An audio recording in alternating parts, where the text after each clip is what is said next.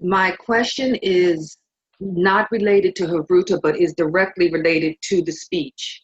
So a speech from the completion of the Zohar, towards the end, it speaks about service over study. And so I just would like to hear what you can say about service being even as important as the study, or from reading this paragraph, I'm thinking even more important than the study. It's more important. Definitely the perception of, but first we need to clear up a few things. This is, I think, it's very rare that Baal Hasulam speaks about the status or the importance of Rav, or the teacher. Usually he's mostly speaking about the importance of the group. Very seldom he speaks about the teacher or the Rav. Okay. And in this speech of completion of the Zohar, this is one of the rare occasions where he speaks about it. Now, we need to understand, because we speak in the language of the root language, or the sacred language. To serve, it is the only translation possible. But in Hebrew, it's called Leshamesh. Leshamesh means to actually be in a very intimate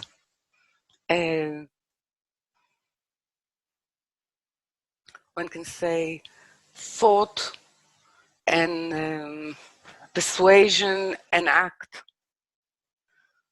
Because when we sort of focus on study,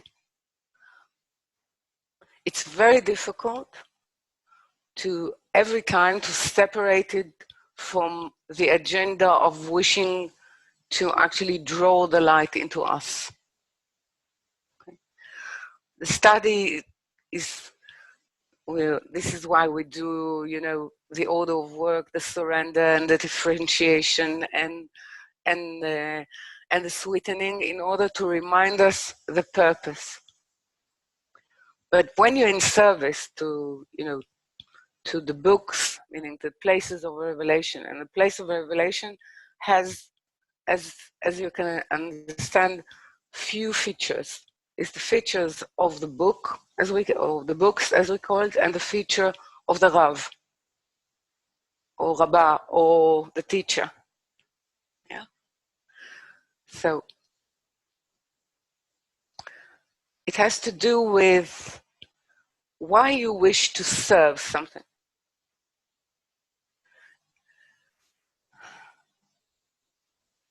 You mean that if we go to the root of Leshamesh, you want to be in the proximity of it, regardless of your benefits from it. Okay. It's already putting you in a position that is saying, I really don't know what will come out of it, but something in me, which is even stronger than me, wish to see that happening, or that is being facilitated, not for myself. Even if I will not see it for myself, others will see it. And study always puts you in a state of, for me now, even if you prepare yourself differently. Yeah. So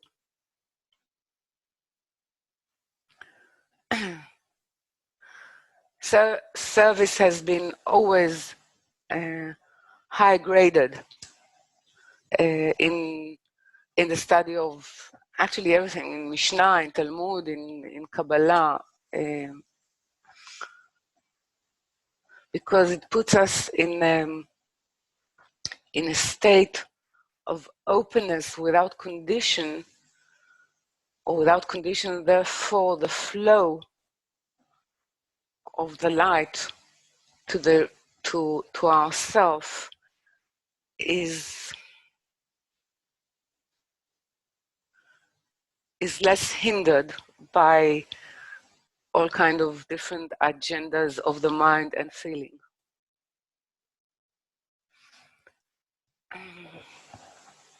Because in service there is a dedication that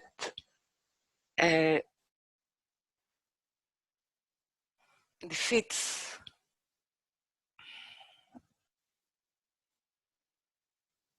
preconditioning. Yeah. It actually, if I'll use the origin of the word Leshamesh, is actually saying, use me. Use me. I'm willing to be used. Okay. I'm willing to be, one can say, this candle that, like in Hanukkah, it's called Shamash. This candle that lit all others, and actually you put it out at the end. But it means that it's, you see, use me is a very different state from the createe to the presence of the possibility of study and redemption and reformation than let me use you, which is the study. This is the depth of it. Okay. I think since we are in the portion of Shmini in the book of Vayikra, which is the death of the two sons of Aaron by fire, there is the completion of the tabernacle, completion of Mishkan, and Moses is serving for 7 days and preparing everyone, preparing Aaron and all his son, and they're taking each his tool for the incense, and they are sort of sacrificing a foreign fire. What it means to sacrifice foreign fire, and actually the fire of God consumes them, yeah, and it consumes their spirit and its empty bodies, and they have to be cleared out.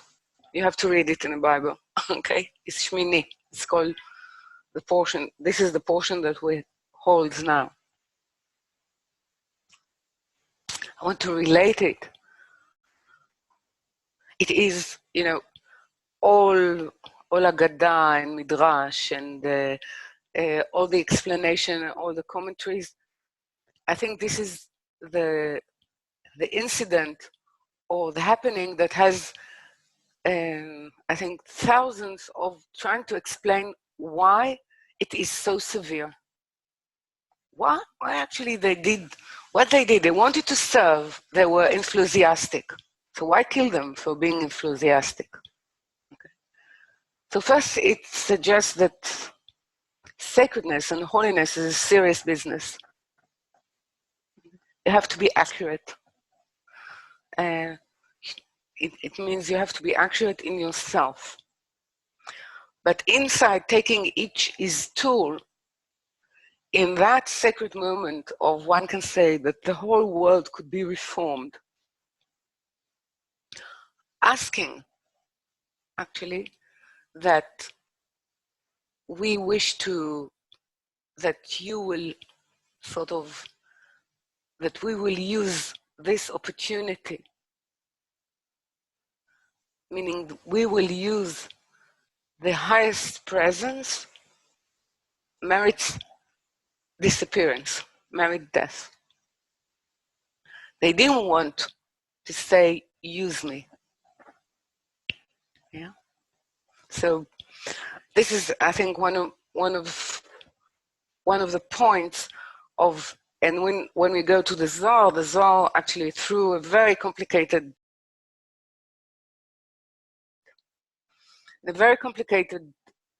story between Rabbi Elazar, who is the son of Rabbi Shimon. Yeah. He's actually making a huge tikkun, a huge reformation to Nadav Avihu, because he refuses to sort of inherit the place of his father or his grandfather while he is alive, because he wished to be used and not to use. And I think this is the point of the Zohar in this. Okay, so the temptation is there, but all commentaries on this is actually asking, what is the origin in ourselves of a foreign fire? Meaning of something that is becomes a foreigner to the unit or to the oneness. And I think it goes back to what I started with. It's the difference between mysticism and Kabbala.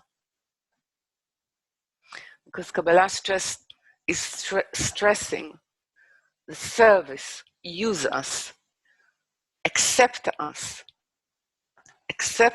into the study, so we will be able to serve the expansion of that knowledge, which at a certain point, because we were able to serve it, will not need to be taught. Everyone will know it. Meaning everyone will be not in a study state, but in a service state. Okay? Yes. So my question takes off, and maybe it's not a question, maybe it's a statement, but it's about service and how this higher level of service, it seems to me, is often misunderstood in the same way that the lower service of study is. That people say, people choose to serve in general, I think, to feel good. Okay. And say, well, what's wrong with that? If what I'm doing is for the benefit of others and it makes me feel good, that generates my doing more. And I try to explain that's true, but that's not a higher level. And that doesn't, that means that ultimately, if you don't feel good about your service, you won't serve. So I'm assuming that this references that level of service, as you explained, of the teacher who simply says, use me, much in the same way, Rabbi, that you do, that this is what you try to do. Would that be accurate? It's put me on the spot, but it is it is what I'm trying to do. I'm trying to sort of do to juggle between two things in a way to allow us to use the study in such a way that it will turn us into something that offers itself to the higher to be used. Okay. So, for example, what you started to say, which is very true, is the Zohar is saying it itself. He's saying it on, not on people who are not, versed in Talmud, Mishnah, and Kabbalah. He's saying that most of them, every grace they are doing for themselves. So he's saying this is actually, asking really, okay, one of the things that we discover is the question, what is wrong with doing act of kindness to others if it brings me joy? So one of them is is actually seeing that if it will not bring me joy, I will stop. And this is when people discover the will to receive to oneself, this is the first question that they ask. So stop doing act of kindness? No. But no, if you know now that it is actually depending on how you feel about and that you feel good about yourself, then this is the discovery of Lo Lishma. Okay? Now, only knowing that and seeing how dependent we are on our calculation in order to bestow or to do any act of goodness, we understand the need for formation. Otherwise, before that, we're saying that this deal is okay, that we actually accept the morality or let's say, the moral edict which is Ayn Rand, okay? It's sort of, if I'm not benefiting from it egoistically, I will declare my egoism and say, yes, I'm doing it because it satisfies something in me, okay? Which will be questioned. So is that the actual face of being human or of our spirit? Does our spirit calculate the same calculation as our will to receive to oneself is calculating, or this calculation, as we understand, is Lo Lishma? Now the spirit becomes Lishma, because in her purpose is to serve because it's needed, or because this is actually her nature, because her nature is part of the source nature. So actually having this calculation of, because it makes me happy about myself, or I prefer this image of myself, is actually severing the connection with our spirit, because it's not in her nature to do this calculation. So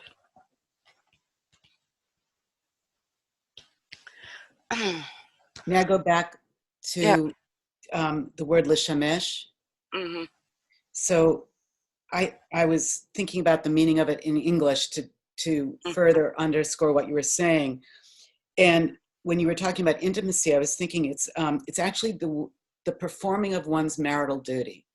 Yeah, it's actually copulation. Yes, Yeah. but in the sense of the most sacred way, in the most sacred sense. So to really serve is to do it with that full sense of for the other, and for the, not even the other as much as what the results will be, but not for oneself.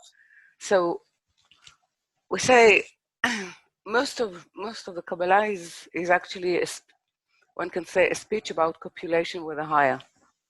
Okay, and I want to go back to where I try to explain a screen or an intention to be a copulation between the higher and the lower. It's not an entity of the createe. It's the combined state of partnership, of copulation of the light, meaning the intention of the light, or the act of the light, and the act of the createe, which is always the female. Okay? Whether it's a man or a lady, it is a female, because it's a vessel. It's an ability to copulate. Its ability, this is why it's called space. Now, space can be called space as it is called because space is one of the names of God. Okay, Makom. Okay. So what we're trying to do in the screen and intention is to be a place, for it, So it can use us as a place.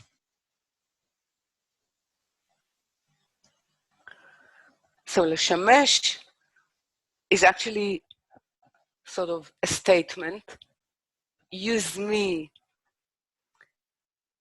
as a place to deposit or to express your presence, which is to copulate in a sacred sense. So the outcome of it, of the sense of this screen, of the first screen, yeah, as we say here, is the ability to hear now, to hear the voice or to hear the speech of the light. Meaning that the place is being, because of the copulation, what is being created as a third vector is a place filled with the presence of the higher. But what else we so is being born is the future of what else can be actually be present in it. So actually one can say that the first extension of the place and what it fulfills, the first copulation, is actually witnessing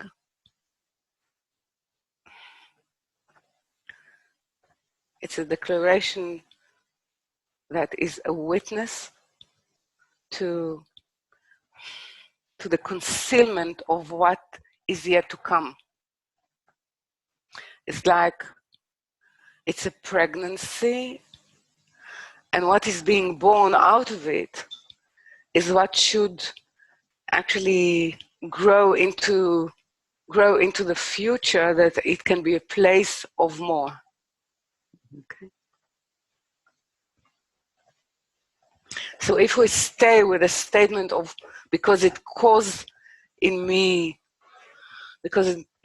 satisfaction, it's not to dismiss it, it's to use it actually as a perception of concealment. Is it clear? Because I'm saying I enjoy doing, thinking, act of kindness. But then when I'm saying it in the context of understanding what is service or what is true copulation, I as well understand it that my act is a separating act. It separates me from the presence of what I wish to have. So I continue to do this act of kindness, knowing that this is the consciousness of reformation that I need. I don't sort of refrain now from, but I use it as sort of a candle of consciousness of what needs to be reformed in me. As if to say, I realize I'm being used, and okay, that shouldn't impact my ego. Exactly. Yeah. So we use it, we don't dismiss it and say, so if I enjoy it or I extract a good image for myself outside or inside, no, I will not stop doing it. I use this knowing or this perception of separation to continue in order to actually reform myself, so I will really be of use and not use that for myself. Yeah? Mm-hmm. Okay, so thank you.